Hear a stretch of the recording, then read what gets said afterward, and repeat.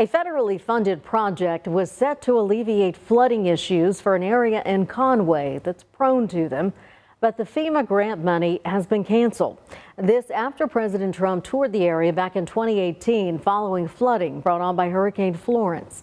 Today, ABC 15's Emma Engel spoke with both city and state officials about the funding cut and the project's next step. She fills us in tonight on if there is a funding plan. As of right now, the people I spoke with don't know where the funding will come from. That's still something that needs to be figured out. They say they're extremely disappointed because the project was nearly shovel ready when the funding was pulled out from under them. The FEMA cuts, certainly not happy about that, but we're seeing that across the board. So, I mean, clearly our federal government's overextended themselves. In 2021, the City of Conway received a $2.17 million grant through FEMA's Building Resilient Infrastructure and Communities program for the Chestnut Bay Resiliency Project.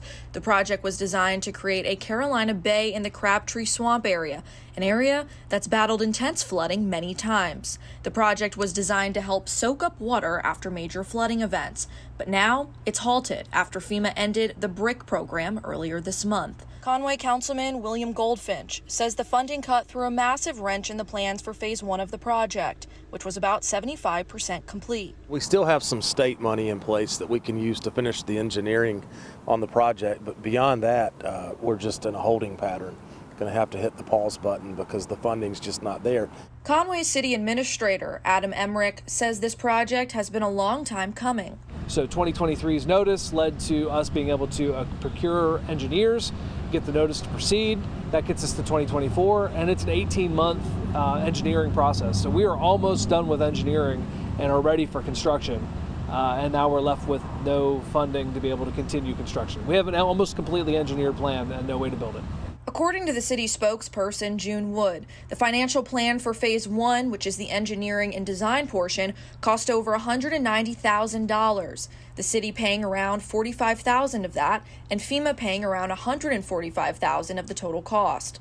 But before funding was cut last Friday, the city had only been reimbursed for around $75,000, leaving the city out nearly $70,000 it hadn't accounted for.